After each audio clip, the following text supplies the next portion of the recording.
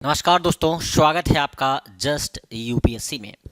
हमने इसके पहले जलीय परतंत्र के विषय में पूरी तरह कंप्लीट समझा था कि जलीय संक्रमणकालीन जो क्षेत्र होते हैं आपके, उसमें क्या क्या आता है। जैसे मैग्रोव्स आ गए आपके, एसेंचुरीज आ गई आपकी, और उसमें आर्द्रभूमि आ गई आपकी। ये सारी चीज़ें हमने देखी थी उसके पहले वाले में। ठीक, अभी हम लोग जो देखने जा रहे हैं वो समुद्री जीव के विषय में देखने जा रहे हैं। किसके विषय में? समुद्री जीव के विषय में देखेंगे।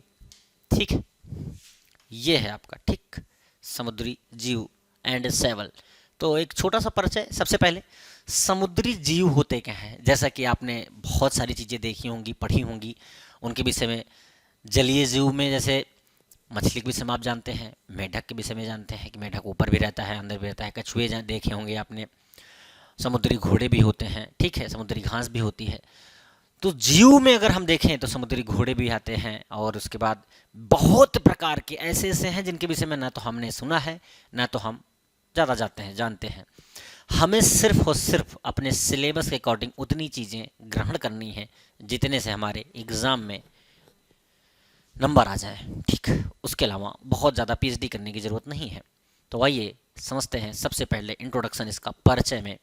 समुद्री जीवों में सेवल आते हैं आपके, ठीक है, जिनको फाइटोफ्लैक्टन फ्लैक्टन बोलते हैं। देखिए, वर्ड थोड़ा सा जब बड़ा हो, और देखिए इजी और टफ कुछ नहीं होता ऐसा कि शब्दों में कुछ ऐसा होता है। बात यह है कि जैसे मान लीजिए दो तीन शब्दों को मिलाकर कोई एक लंबा वर्ड बना दें, तो एक बार मत पढ़िए, पहले एक बार तोड़ तोड़ के पढ़िए, फिर एक साथ पढ़िए, तो हमेशा सही वर्ड पढ़ेंगे आप। तो वही फ्लाइटो फ्लैंक्टन, जैसे सूक्ष्म पौधे तेजी से, जैसे सूक्ष्म पौधे तेजी, उसी को सेवल भी बोलते हैं, ध्यान रखिएगा। जैसे सूक्ष्म पौधे और कुछ तेजी से बहने वाली पानी को छोड़कर सभी जलीय परिस्थितिकी प्राणियों में पाए जाने वाले क्रस्टेशियन और प्रोटोजोआ, ठीक, जैसे जानवर शामिल हैं। तो परिचय में हम सिर्फ ये जान रहे हैं कि समुद्री जीव में कौन कौन सी चीज़ें आती हैं। जैसे कि हमने बताया कि समुद्री जीवों में सेवल, फाइटोप्लैंक्टन जैसे सूक्ष्म पौधे, और कुछ तेजी से बहने वाले पानी को छोड़कर सभी जलीय परिस्थितिकी प्राणियों में पाए जाने वाले क्रिस्टेशियन और प्रोटोजोआ जैसे जानवर शामिल हैं। फाइटोप्लैंक्टन द्वारा विकास और प्रजनन के लिए आवश्यक अकार्बनिक तत्वों में नाइट्रोजन और फास्फोरस आ जाती है। ठीक है, हमें जब मार्क करना होगा तो हम यही करेंगे। समुद्री फाइटोप्लैंक्टन दुनिया के महासागरों में समान रूप से वितरित नहीं है। ये भी पूछा जा सकता है, क्या समान रूप से वितरित हैं? तो ऐसा नहीं है, समान रूप से वितरित नहीं है ये। ठीक है, एक कॉमन सी बात है, जब यूपीएससी क्वेश्चन पूछती है ना, तो इसी में क्वेश्चन पूछती है कि क्या समानताएं, कंप्लीट समानता है। ऐसे जब स्टेटमेंट देगी ना तो कंप्लीट वहां पे आपको दिखेंगी चीजें। देखिए, जो कहते हैं कीवर्ड कीवर्ड कीवर्ड को पकड़ो, एक्चुअलिटी में सच ये है कि आपने अच्छे से पढ़ रखा है ना, तो कीवर्ड ऑटोमेटिकली दिख जाते हैं कि हाँ ये चीजें कीवर्ड में आ जाती हैं। ठीक, तो वही बात कर रहे हैं। महाद्वीपीय चट्टानों की बात करें, कॉन्टिनेंटल स्लेवस पर बेलवेलिंग क्षेत्र के अपवादों के साथ उच्च अक्षांशों पर इनका उच्च संकेंद्रण पाया जाता है, जबकि उष्ण कटिबंधीय और उपोष्ण कटिबंध में ये बेसिकली सीमित क्षेत्र तक ही हैं। हम अगर समुद्री जीवों की और बात करें तो फाइटोप्लैंक्टन जलीय खाद्य जाल की नवीन और प्राथमिक उत्पादक है। ठीक, जलीय खाद्य जाल की नवीन और प्राथमिक उत्पादक है। फाइटोप्लैंक्टन वायुमंडल से महासागर में कार्बन डाइऑक्साइड के अधिकांश हस्तांतरण, मतलब ट्रांसफर, एक जगह से दूसरी जगह पर भेजने के लिए जिम्मेदार होते हैं। प्रकाश संश्लेषण के दौरान इनके द्वारा कार्बन डाइऑक्साइड को उपभोग किया जाता है। ठीक, कार्बन को फाइटोप्लैंक्टन में ठीक वैसे ही संग्रहित किया जाता है जैसे कार्बन लकड़ी और पेड़ पत्तियों में संग्रहित किया जाता है। ध्यान समझिएगा, क्या कह रहा है? प्रकाश संश्लेषण के दौरान इनके, मतलब किसके, जीवों की बात कर रहे हैं, द्वारा कार्बन डाइऑक्साइड का उपभोग किया जाता है, और कार्बन को फाइटोप्लैंक्टन में ठीक वैसे ही संग्रहित किया जाता है जैसे कार्बन लकड़ी और पेड़ कि पत्तियों में संग्रहित होता है। ठीक, अब आगे देख लेते हैं कुछ इम्पोर्टेंट, और ये तो परिचय हो गया, कुछ इम्पोर्टेंट जीवों के नाम हम वन बाय वन डिस्कस करेंगे यहाँ पर और उनके विषय में जानेंगे। जैसे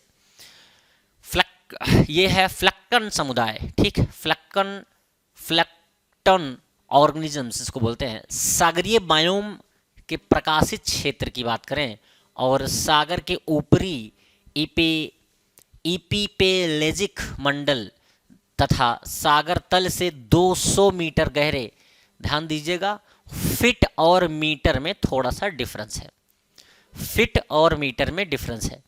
अगर हम इसी को जैसे 200 मीटर बहुत लोग को ऊपर समझ में नहीं आता, जब हम मीटर को फिट में चेंज करेंगे तो ऑब्वियस सी बात है, जैसे 200 मीटर है ना, ये लिखा है कितना 200 मीटर, तो अगर हम इसको फिट में ले आएंगे तो ये याद रखिएगा कि फिट में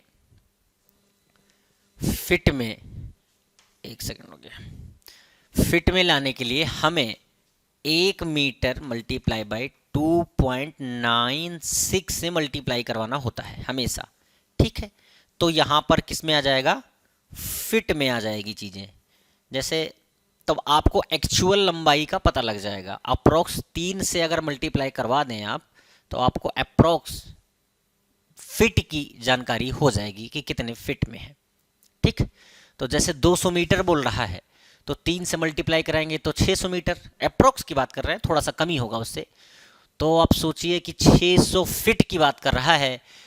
200 मीटर गहरे भाग में जल के ऊपरी भाग पर पाए जाने वाले सूक्ष्म जीव को ही हम लोग क्या कहते हैं, फ्लैक्टन कहते हैं। क्या कहते हैं, फ्लैक्टन कहते हैं।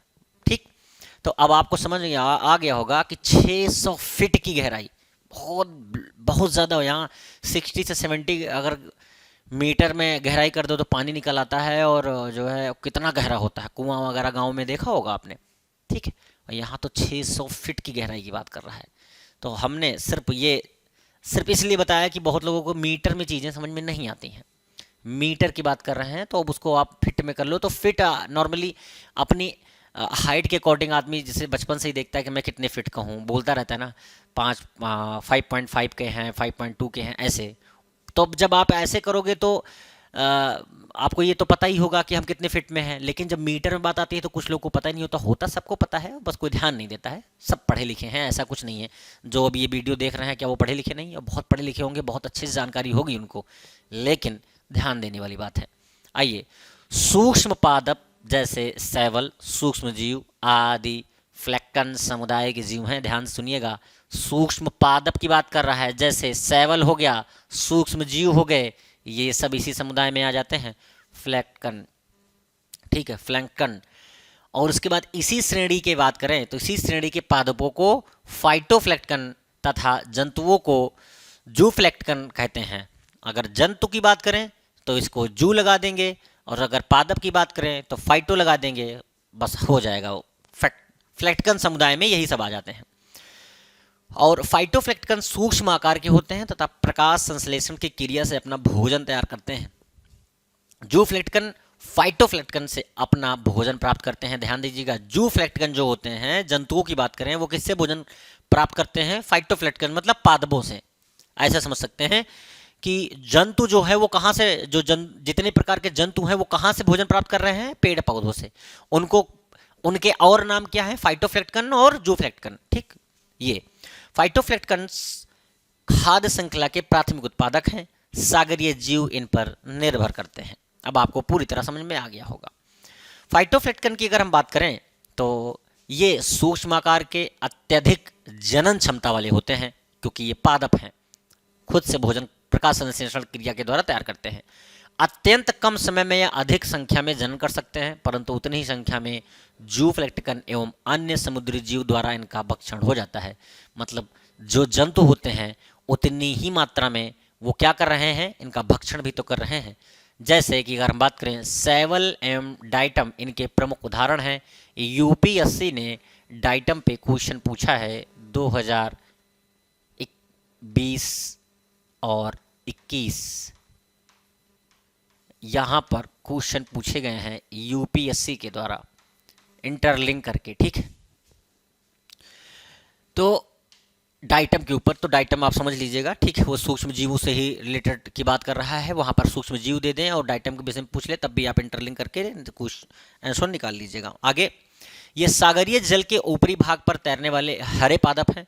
इनका अधिक विकास ठंडे सागरीय क्षेत्र में होता है और धारा के बहाव के साथ ये अन्य क्षेत्र में भी फैल जाते हैं। मतलब धारा बह रही है तो उसके साथ साथ किसी अन्य क्षेत्र में पहुंचेंगे तो क्या होगा, वहाँ भी अपना प्रसार करेंगे। जैसे कोई राजनीतिक पार्टी होती है, एक स्टेट में मान लीजिए उसने उसने जीत लिया वो स्टेट, उसके बाद क्या किया, अगले स्टेट में गई वो, तो वहाँ भी उसका ये प्लान था कि ऐसा है, यहाँ पर थोड़ा थोड़ा क्या करते हैं, अपने प्रतिनिधित्व को इकट्ठा करते हैं, मतलब कि थोड़ा सा अपना बाहुबल फैलाते हैं और जनता के संपर्क में आते हैं, उसके बाद चुनाव लड़ लेते हैं और वहाँ भी जीत जाती है।